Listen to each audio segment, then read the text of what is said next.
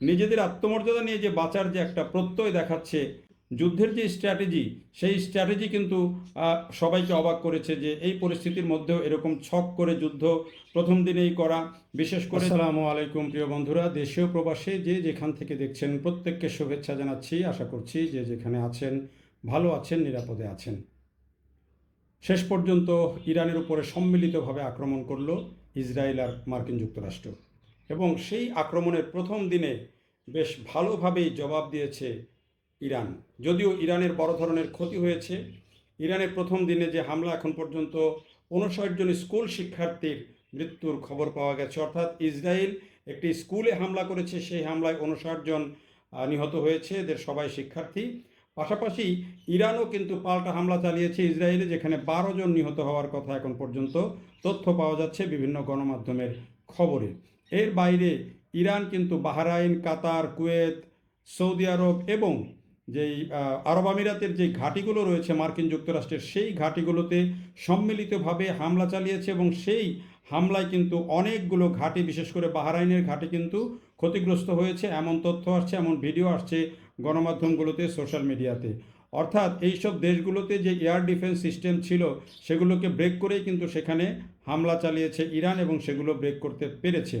যদিও ইসরায়েল এবং যুক্তরাষ্ট্রের যৌথ হামলায় ইরানের এরই মধ্যে অনেক ক্ষতি হয়েছে। আয়াতুল্লাহ খামেনির যে প্রাসাদ, সেখানে 4টি যুদ্ধবিমান থেকে একযোগে হামলা চালানো হয়, এবং সেই প্রাসাদ ক্ষতিগ্রস্ত হয়েছে। যদিও ইরানি কর্তৃপক্ষ বলেছে যে ইরানের সর্বোচ্চ নেতা আয়াতুল্লাহ খামেনিকে এবং প্রেসিডেন্টকে নিরাপদ স্থানে সরিয়ে নেওয়া হয়েছে, তাদের কোনো ক্ষতি হয়নি। রয়টার্সের একটি খবরে বলা হয়েছে যে ইরানের যে প্রতিরক্ষা মন্ত্রী, তিনি মারা গেছেন, এবং একজন আইআরজিসির কমান্ডার মারা গেছেন, এখন পর্যন্ত, যেটি বিভিন্ন সূত্রের বরাত দিয়ে রয়টার্স খবর দিয়েছে। এই হচ্ছে খবর। আর এর মধ্যেই আসলে ইরানের এই উপরে যে হামলা, সেই হামলা তো অনেকটা বলা যায় যে মার্কিন যুক্তরাষ্ট্র বেশ কিছুদিন সাপলুডু খেলা খেলে শেষ পর্যন্ত অতর্কিতেই কিন্তু হামলা চালালো। একদিকে তারা যুদ্ধের প্রস্তুতি নিয়েছে, মার্কিন যুক্তরাষ্ট্র রণতরী এখানে এনেছে, ইসরায়েলকে প্রস্তুত করেছে হামলার জন্য। অন্যদিকে তারা আলোচনার কথা বলেছে, অর্থাৎ আলোচনার টেবিলে ইরানকে রেখে তারা কিন্তু হামলার প্রস্তুতি নিয়েছে।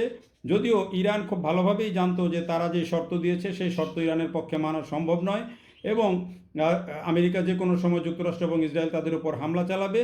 ফলে তলে তলে কিন্তু ইরানও তাদের সমস্ত প্রতিরক্ষা ব্যবস্থা নিয়ে রেখেছিল। যদিও এই যৌথ যে হামলা, মার্কিন যুক্তরাষ্ট্রের যে সর্বব্যাপী যে হামলা, সেই হামলা কতটা তারা সামাল দিতে পারবে সেটি সময় বলে দেবে। কিন্তু প্রথম দিনে তারা যেটি করেছে, সেটি কিন্তু সবাইকে অবাক করে দিয়েছে।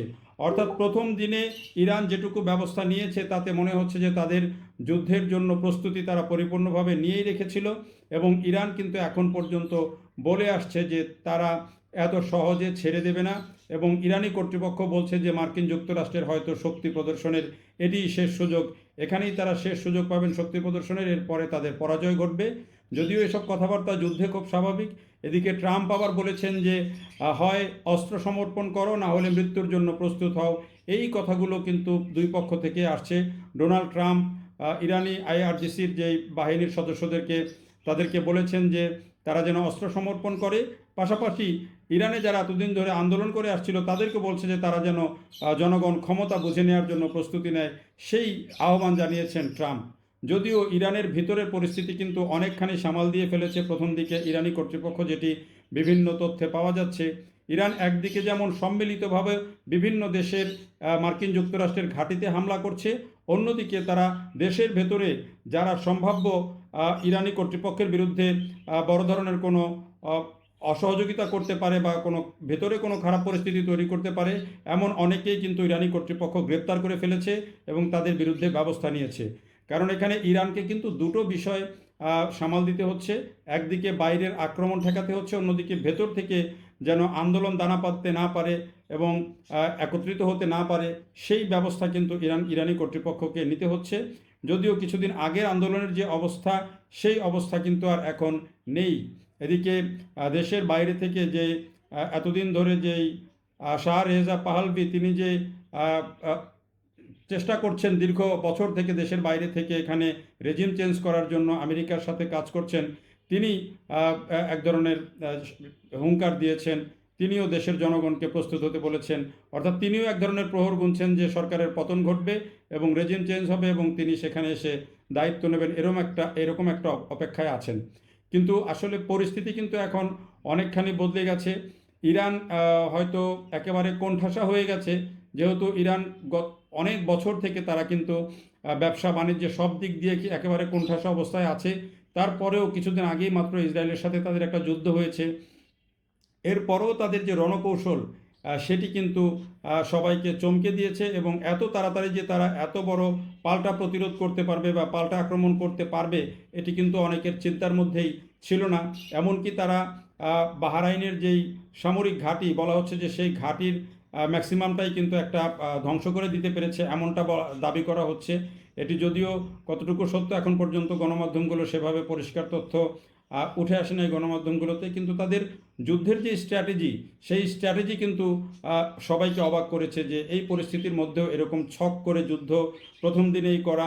বিশেষ করে যারা মার্কিন যুক্তরাষ্ট্র এবং ইসরায়েলের যারা এই মধ্যপ্রাচ্যের মিত্র বা যারা তাদেরকে ঘাঁটি করতে দিয়েছে, সহযোগিতা করছে, এমন দেশগুলোতে একসাথে আক্রমণ করে তাদের এয়ার ডিফেন্স সিস্টেমকে ব্রেক করা, সেটি কিন্তু এটি সবাইকে অবাক করে দিয়েছে। মার্কিন যুক্তরাষ্ট্র 30টিরও বেশি জায়গায় একসাথে হামলা চালিয়েছে এবং 20টি প্রদেশকে টার্গেট করে ইরানের তারা হামলা চালিয়েছে এবং বেশি ক্ষতি যেটি হয়েছে একটা স্কুলে আক্রমণে, ইসরায়েলের আক্রমণে 59 জনের মতো শিক্ষার্থী নিহত হয়েছে। এটি এটি হচ্ছে সবচেয়ে বড় নিহত হওয়ার খবর, সবচেয়ে বড়। আর এর বাইরে এখনও পর্যন্ত কিন্তু হামলা চলছে, তবে পাল্টা হামলাও কিন্তু ইরান বিভিন্ন দিকে একসাথে করছে। এখন অনেকেই হিসাব নিকাশ করতে শুরু করেছেন যে আসলে ইরান এই প্রথম দিনে যেটা করেছে সেটা আসলে কতক্ষণ ধরে রাখতে পারবে বা আদৌ ধরে রাখতে পারবে কিনা, বা ইরানের পেছনে কারা আছে, কারা তাকে সহযোগিতা করবে, সেই জায়গাটি কিন্তু একটা বড় প্রশ্ন।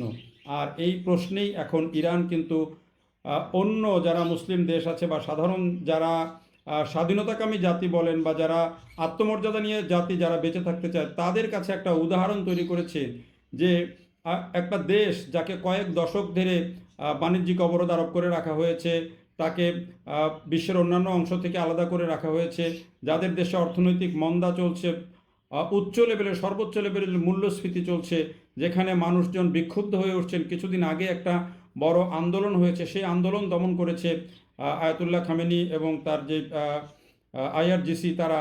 তো এই অবস্থার মধ্যেও একটা দেশ থেকে তারা কিভাবে এমন একটা যুদ্ধ কৌশল সাজাচ্ছে যেখানে আয়াতুল্লাহ খামেনি তার বিকল্প নেতৃত্ব দিয়ে গেছেন, যেখানে প্রত্যেকটা সেক্টরে 4 জন করে বিকল্প লিডার তৈরি করে দিয়ে গেছেন এবং তারা বলেছেন যদি আমাদের মৃত্যু হয়, অর্থাৎ একজন বলছেন যদি আমার মৃত্যু হয় তাহলে পরের জন লিডার হিসাবে দাঁড়িয়ে যাবেন, যদি তার পরের জনের মৃত্যু হয় তার পরের জন লিডার হিসাবে দাঁড়িয়ে যাবেন। এভাবে তারা লিডারশিপ তৈরি করেছেন, যুদ্ধের স্ট্র্যাটেজি সাজিয়েছেন শুধুমাত্র এই যে মার্কিন যুক্তরাষ্ট্র এবং ইসরায়েলের যে আগ্রাসন সেটি থেকে বাঁচার জন্য। এবং এই যে বাঁচতে চাওয়া এবং মাথা উঁচু করে যে বাঁচা এবং এই যে বাঁচার মতো একদিন বাঁচা, সাহস করে বাঁচা এবং একটি স্বাধীন জাতি হিসাবে নিজের আত্মমর্যাদা নিয়ে বাঁচা, সেই বাঁচার জায়গায় তারা কিন্তু একটা উদাহরণ তৈরি করছেন যে মাথা নত করছেন না আগ্রাসী বাহিনীর কাছে বা আগ্রাসী দেশের কাছে মাথা নত করছেন না। এটি কিন্তু সবার মনে দাগ কাটছে এবং সবাই কিন্তু এই জায়গাটা নিয়ে এখন আলোচনা করছে। শেষ পর্যন্ত ইরান আসলে কতটুকু পারবে, কতদিন ধরে রাখতে পারবে এই যুদ্ধ, ইরানের তো ক্ষয়ক্ষতি হবে বড় রকমের, তা নিয়ে কোনো সন্দেহ নেই।